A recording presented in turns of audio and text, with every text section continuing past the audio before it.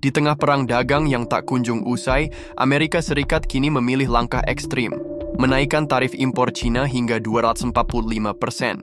Tapi pertanyaannya, apakah ini langkah yang mengguncang dunia atau justru pertanda kepanikan dari negara yang terpojok? Ini bukan sekedar soal ekonomi. Ini adalah pertaruhan besar yang akan menentukan nasib geopolitik global di masa depan. Pada 15 April 2025, Gedung Putih mengumumkan kebijakan yang bisa mengubah peta persaingan ekonomi dunia.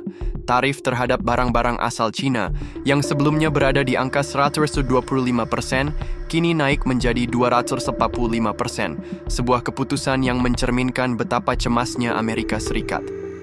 Saat negara-negara lain berusaha meredakan ketegangan dengan berdiplomasi, Tiongkok, sebagai mitra dagang terbesar Amerika, mendapatkan pukulan besar ini. Namun, satu pertanyaan yang perlu kita jawab. Apakah ini benar-benar untuk menekan Cina?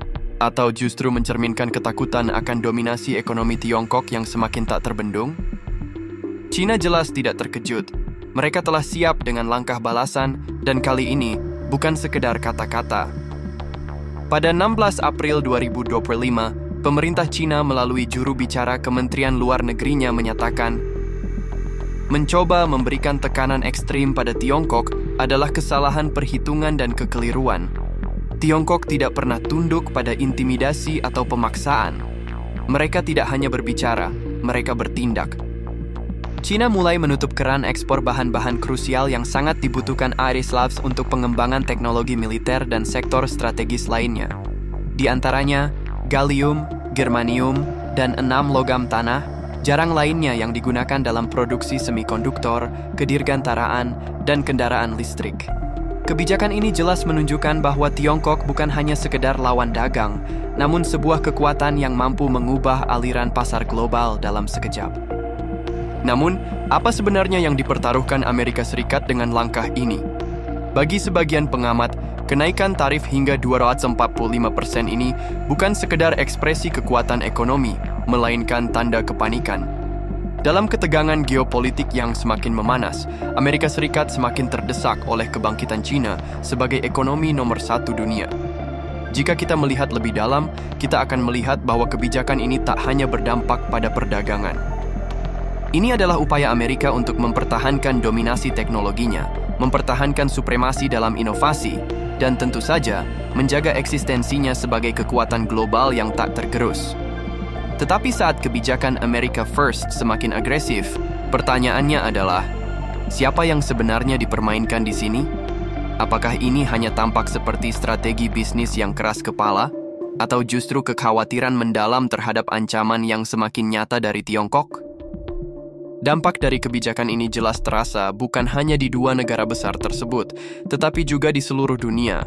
Ketika Amerika mengerek tarif, bukan hanya Tiongkok yang merasakan dampaknya.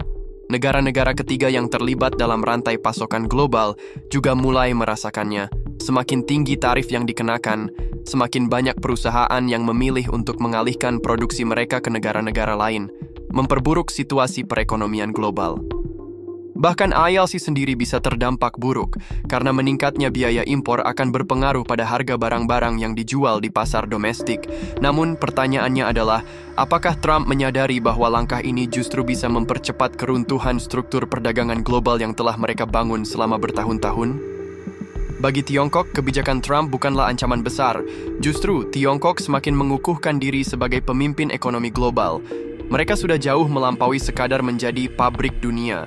Dengan kebijakan Made in China 2025, Tiongkok berinvestasi besar-besaran dalam inovasi teknologi dan penelitian, mengurangi ketergantungannya pada AS.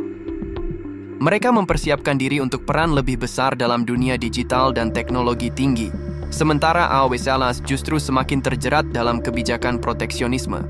Sebuah paradoks di mana pihak yang mencoba menekan justru menjadi pihak yang semakin terjepit.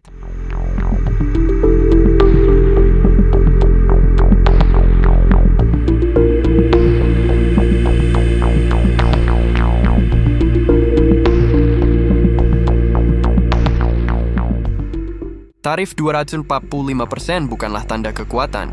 Itu adalah simbol dari ketakutan yang semakin membara. Dunia sedang menyaksikan pergeseran besar.